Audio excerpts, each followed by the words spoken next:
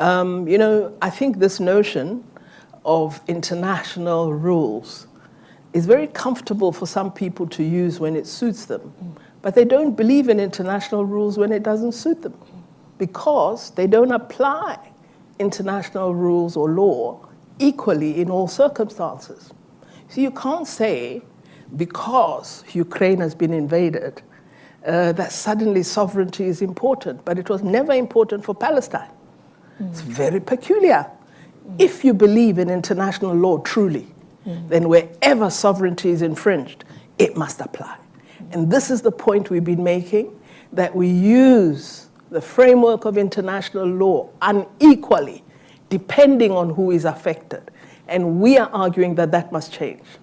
And one of the interesting changes that has occurred is the sudden movement, because Russia has invaded Ukraine, that we say, okay, let's not allow the Security Council to just have the veto and let it pass. We take it to the General Assembly. When some of us had been calling for the General Assembly to have a greater say, we never enjoyed support. But suddenly today, see, that's where international law begins to mean nothing. Because for some, we see it as a cheating, and for others, we see it as a benefit.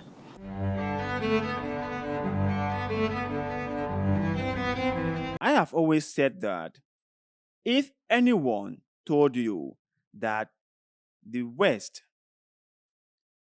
aka America, Britain, France, are fair, are just, and are honest people, then that person might be ignorant or might be living in another world. Because from my own experience or from my own opinion, they are a bunch of hypocrites. All of them, they are. They said one thing and they do the other. When it is about them, the rules are different. When it's about other countries, the rules are different. For example, George Walker Bush invaded Iraq, Afghanistan, and other countries in the Middle East and destabilized those countries. Until today, no one has said anything about human rights violations that were committed against people of those countries that George W. Bush invaded. No one said anything. Barack Obama and Hillary Clinton, under the banner of NATO, invaded Libya and Syria and totally destabilized those nations. And no one said anything. The number of people that died in Libya, no one said anything. But the one between Russia and Ukraine, okay, everyone is not talking about it. The European Union is championing the thing. America is also at the forefront with support for Ukraine. All of them are now for Ukraine. I'm not saying that people shouldn't be for Ukraine. I'm not saying that democratic countries shouldn't support Ukraine. I am saying that the hypocrisy of the West is beyond comprehension. That's just what I'm saying. That there are separate set of rules for separate set of people. It's just so plainly and openly displayed by these so-called Westerners. And the thing that even gets me angry the most is how they try their best to drag us into their problems. They will start a problem with one country and then they will drag Africa into it. But I'm so happy that Africa and Africans are now wising up, are now realizing that Africa and Africans shouldn't get into issues that does not concern them. And now wising up that America should not drag us into issues that does not concern us. And you can hear what the foreign minister of South Africa said. America always likes to drag us into issues that does not concern us. But if these issues are our issues and we want them to side with us, we will never see them siding with us. That is the whole thing with Europe. The hypocrisy is too much. I think that was a couple of months ago where the ICJ issued an arrest warrant for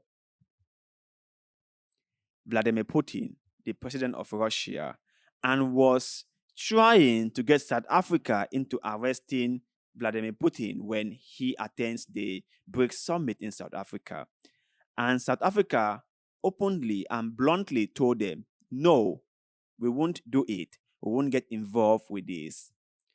You can see how the ICJ or the ICC is quick at issuing warrants for other leaders, but they have never talked about issuing one for the leader of America, someone who did terrible things to people all over the world. But nobody is talking it. In fact, nobody is even seeing it. Like nothing happened. Not we shouldn't even talk about it. Let's just move on. It's terrible. So my brothers and sisters in Africa, it's high time we wisen up. And I'm so happy that we are beginning to wisen up. We are beginning to see the intention and motive of Westerners towards Africa.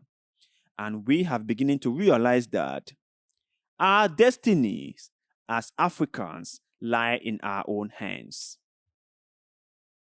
And only us, the Africans, will take care of ourselves. Only us, the Africans, will take care of Mother Africa. And I hope that many other political elites in Africa start speaking out. And I think they are speaking out.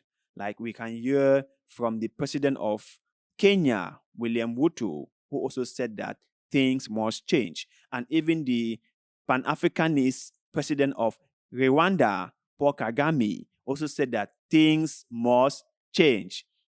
It cannot be like business as usual. Things must change. And so change is coming. So to you guys out there, my fellow Pan-Africanists in Africa and from Africa, what do you think about Europe or the West's intentions towards Africa? Have they ever been an honest, fair, and just partner of Africa? Do they really care about Africa? Let us know in the comment section below because, like always, we love hearing what you have to say. And also, please do not forget to like this video, share this video, follow our Facebook page, and most importantly, subscribe to this channel because little bit of goodwill, like the one you are doing just now, help us a lot, and we shall forever be grateful to you. So thank you very much for doing just that. And like always, see you in the next one.